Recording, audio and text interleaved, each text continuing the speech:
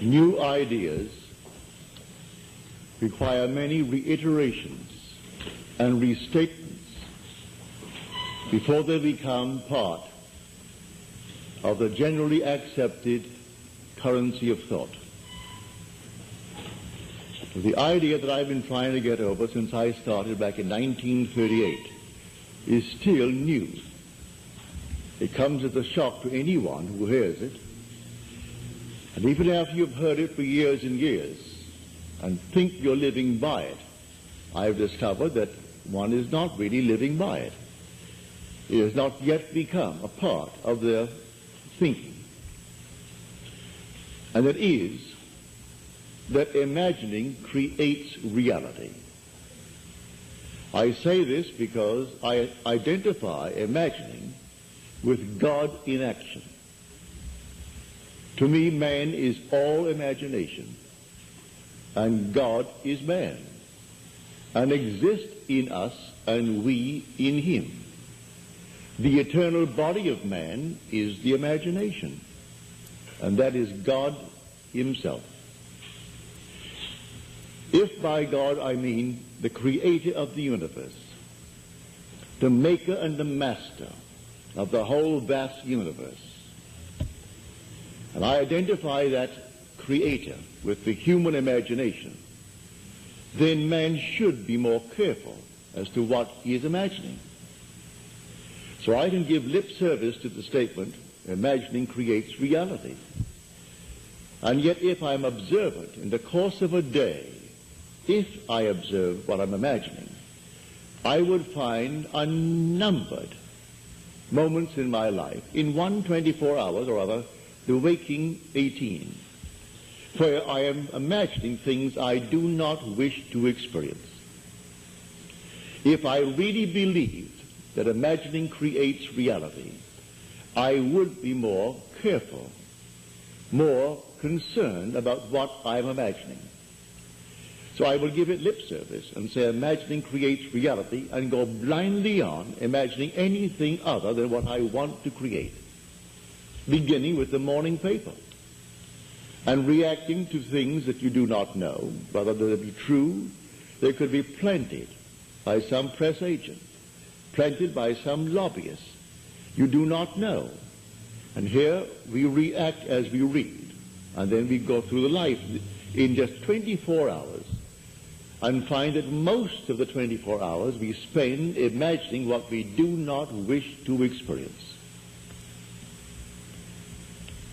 If man would only look upon the world as a world of appearance, behind which the reality of imagining lay, he would find the truth. He would find God. Now there's a story told in the 17th chapter of the book of Acts. Now it's a story. Whether it was historically true or not, it doesn't really matter. It's trying to push a point to the fore. It is said that the men of Athens spent all day in the marketplace looking for a new idea, either telling one or hearing one. Then came upon the scene one called Paul, and they wondered, what has this babbler to say? What is his new idea? And he told them the idea of Jesus and the resurrection. And we are told the Epicureans and the Stoic philosophers mocked him and scoffed at him. Others said, we will hear more about this later. And he said to them, and this is all ironical, if you read it carefully, he said, O men of Athens, I see in every way you are very religious. For as I passed by, I observed the objects of your worship. Now, right away, that's irony. The objects of their worship. Then he said, I noticed this inscription over an altar, to an unknown God. What you therefore worship, unknown, I declare to you. Then he tells them of the only God, the God that created everything And he's not a God afar off. He is indwelling. He is within every single being in the world, the God of the universe. Not made with hands. You won't find him in a temple, in a church, in a cathedral, or the little objects of your worship that you make of man with your own hands and then worship him and call him Apollo. But here the God that I speak of is within everyone. That's the God of whom I speak. That's the God that raises from the dead. Well, they laughed and they mocked him. Then we are told he went on from Athens to Corinth. What he performed there, no one knows, whether Athens ever took him up, because they were the wise men. They were called the very learned men of the day. We have them today too. They scoff at anything that is not part of their great voluminous works. But I am telling you, if, as Paul said to the Athenians, if you would only feel after him, you would find him. If you would feel after him, you would find him. Find what? Find the God of the universe. For he gave us not the spirit of the world, but the spirit of himself. That spirit of himself in man is man's own wonderful human imagination. When you say, I am, that's God. The one and only God, and there is no other God.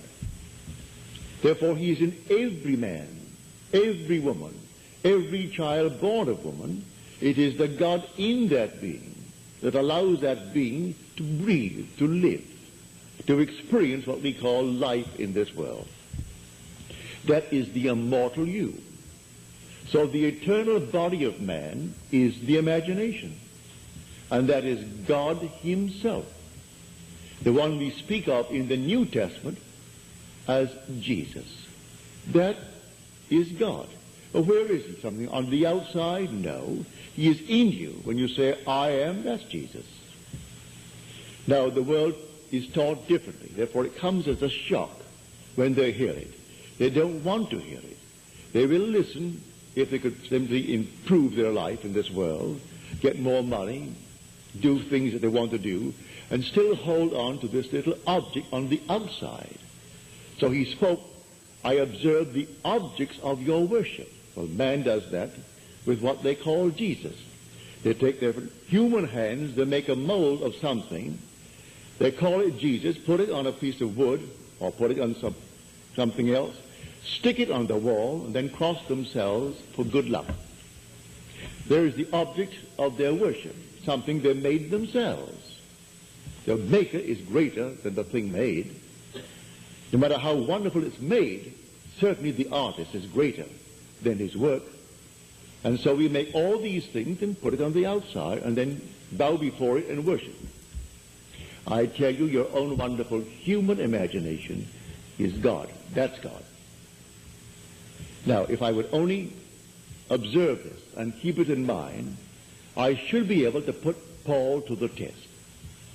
He said, feel after him, and you'll find him. Blake said, imagination is spiritual sensation. Spiritual sensation. But how would I feel after him and find him? Well, first of all, he does all things, good, bad, or indifferent. And he waits on me just as indifferently and as swiftly when the will in me is evil as when it is good. Because he is a creative power. He kills, he makes alive. He wounds, he heals. All things are done by the one creative power. There isn't another God who is evil and one that is good, one that is altogether loving and one that is altogether hating. No. Only one power. And that power is the human imagination. So, how will I then feel after him? What would the feeling be like if it were true? What true? That I am the man that I would like to be. What would the feeling be like? Test it. For all things are made by him. And without him was not anything made that was made. Well, now, if I dare to assume that I am now the man that I want to be, and I persist in that assumption, watching my mind morning, noon, and night, so anything that I find myself dwelling upon that is in conflict with that assumption, I ignore it. I put it aside. I will be faithful to this divine vision, the vision of myself. So anytime I catch myself daring to feel less than the thing that I'm feeling or trying to externalize in my world, I simply stop it and go back to that assumption that I am the man that I want to be. If I persist in it and it becomes a fact, then I've found him. I don't observe imagining as I do objects in space. I am the reality that is called imagining. So you don't see God because God is spirit, but you see the results of his activity in you. He is active in you as you imagine. You're completely free to imagine good, bad, or indifferent. So you simply select what you want to imagine.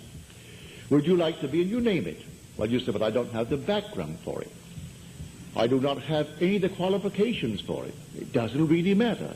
If imagining creates reality, you do not need the qualifications that the world thinks you need.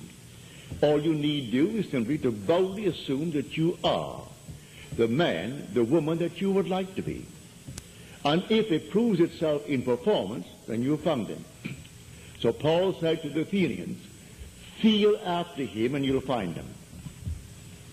Well, I have seen it numberless times in my 34 years of teaching. I started back in February of 1938. And here I am, this is February of 1972, and I'm yet to see it fail. If we, the operant power, applies it. It doesn't apply itself. We are the operant power. For in man is God, and God is man's own wonderful human imagination. So if I dare to assume that I am the one that I would like to be, well, that's God who's doing it. So how will I turn then to God tonight? Say a half dozen people asked of me tonight. It takes no time. They voice their request. There's a statement made in the book of John, the epistle of John. If we know that he hears us in whatever we ask of him, we know that we have already obtained the request made of him. Well, when they're talking to me, they say, I would like so-and-so. Instantly it comes within the frame of my golden rule. It's something I would like myself. If I were in their present state of consciousness, I would like that. It doesn't violate my rule. It doesn't injure someone. It doesn't take from anyone. Well, now, did I hear it? I heard it. Well, if I and my Father are one, well, then my Father heard it. I do not know the means that will be employed to bring it to pass, but I can't deny that I heard it. If I heard it and I and my Father are one, well, can I not now say to my inner being, thank you, Father? You heard it because I heard it. Well, if we know that he hears all that we ask of him, then we know we have already obtained the request made of him.